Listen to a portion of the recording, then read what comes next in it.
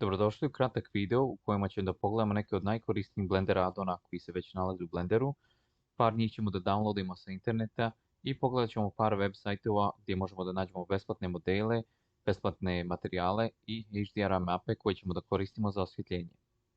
Da aktiviramo add-on u Blenderu idemo na Edit, Preferences i Add-ons.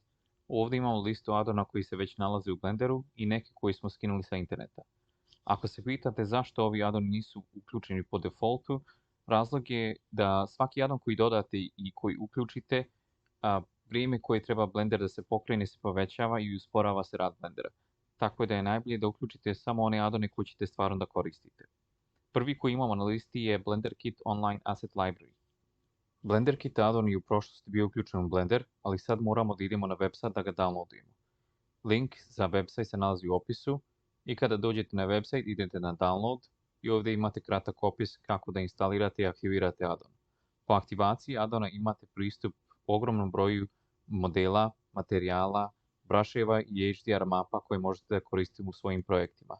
Preko 70% ovih modela su besplatni i veoma su dobrog kvaliteta. Kada aktivirate add-on da ga koristite, jednostavno kliknite na ikonicu u gornjem ćošku i ovdje imate pregled svih različitih modela. Da koristite model u svojoj sceni, jednostavno prevučete model u scenu i poslije downloada možete da ga koristite. Ovo je odličan add-on za početnike i kao što sam rekao, modeli su veoma dobrog kvaliteta. U budućnosti, kada naučite i usavršite modeliranje, možete čak da prodajete svoje modele uz pomoć ovog add-ona. Sljedeća dva add-ona koje ćemo da uključimo su Curve Tools i Extra Curve Objects. U ova dva add-ona nećemo da idemo u detalje sad, ali ukratko, ako sad pokušate da dodate u Curve u scenu, vidjet ćete da imamo samo par opcija. Kada uključimo add-on i pokušate da opet dodate Curve, imamo dosta dodatnih opcije koje mogu da budu veoma korisne. Sljedeći add-on koji ćemo da uključimo je Sapling Tree i njega ćemo da koristimo da napravimo drveće i to ćemo da naučimo u sljedećem videu. Ant Landscape add-on je veoma koristan za pravljenje okoline, ali njega nećemo koristiti u sljedećem videu, tako da ćemo ga ostaviti za neke od budućih tutoriala. Archie Mesh i Archie Pack su dva najkorisnija add-ona koji ćemo da koristimo za pravljenje prozora, vrata ili generalno arhitekture.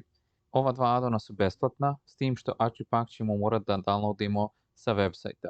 Link za download se nalazi u opisu i da downloadujete add-on besplatno, jednostavno upišete nulu.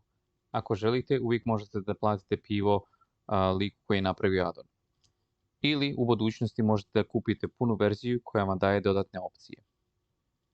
Sljedeći add-on na listi je Extra Objects i slično kao Extra Curves daje nam dodatne objekte koje možemo da stavimo u scenu. Ako pritisnemo Shift A i idemo na Mesh, sad vidimo dosta dodatnih opcija koje možemo da stavimo u scenu. Jedna od korisnih stvari koju ćemo da koristimo u sljedećem videu je Rock Generator. Import Images as Planes add-on se koristi za ubacivanje fotografija kao objekte u scenu, što može da bude veoma korisno. To ćemo naučiti u sljedećem videu. Sketchfab plugin je ekstenzija koja se koristi za importovanje modela direktno sa Sketchfab websajta. To je jedan od najboljih websajta na kojem možete naći besplatne modele i ovaj plugin je veoma koristan jer ne morate da idete na website, možete da importujete modele direktno iz Blendera. Zadnja dva add-ona koje ćemo da uključimo je Loop Tools koji će da nam da dodatne opcije u toku modeliranja. O tome ćemo da naučimo u nastavku. I Node Wrangler koji je jedan od najkorisnijih add-ona što se tiče rada sa nodesima. Kada budemo gradili materijale, Node Wrangler će da bude veoma koristan. Ovo su neki od najpotrebnijih i najkorisnijih add-ona koji ćemo da koristimo u sljedećem videu. Kao što vidite, ima još dosta add-ona i vjerojatno ćete u budućnosti koristiti mnogo njih, ali da ne bi bilo previše, zasad ćemo samo da naučimo ove koji smo aktivirali. U nastavku ćemo da pogledamo još par web sajtova na kojim možete da nađete besplatne modele, materijale i HDR mape. Polyhaven je jedan od najpopularnijih web sajtova jer tu možete da nađete dosta besplatnih HDRI mapa koji ćete da koristite za osvjetljenje. Ima dosta besplatnih tekstura i materijala, kao i par modela koji su veoma dobro kvaliteta i apsolutno su besplatni.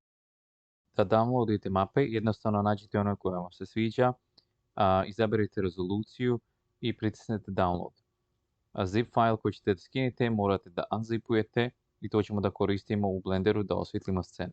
Sljedeći website se zove Ambient CG i ovo je jedan od najpopularnijih websajta za download materijala i različitih aseta. Svi aseti i svi materijali na ovom websajtu su apsolutno besplatni i možete da ih koristite u svojim komercijalnim projektima. Za download izaberite materijal koji vam se sviđa, izaberite rezoluciju, pritisnite download i mape koje se nalaze u zip file ćemo da koristimo da izgradimo naš materijal. CG Trader je jedan od najvećih web sajtova na kojem možete da nađete 3D modele i tu imate dosta besplatnih modela različita kvaliteta. Slobodno pregledajte sajt i downloadite ono što vam se sviđa. 3D Sky je veoma dobar sajt za download besplatnih modela, pogotovo što se tiče ArchViza i arhitekturalne vizualizacije. TurboSquid je jedan od najvećih web sajtova za prodaju 3D modela i ovdje isto kao na CG Traderu možete da nađete velik broj besplatnih modela različitog kvaliteta. Slobodno pregledajte sve ovi sajtove i nađite modele koje vam se sviđaju i možete da eksperimentišete u vašim scenama.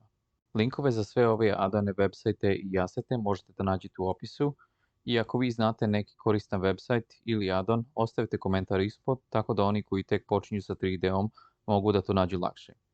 Vidimo se u sljedećem videu.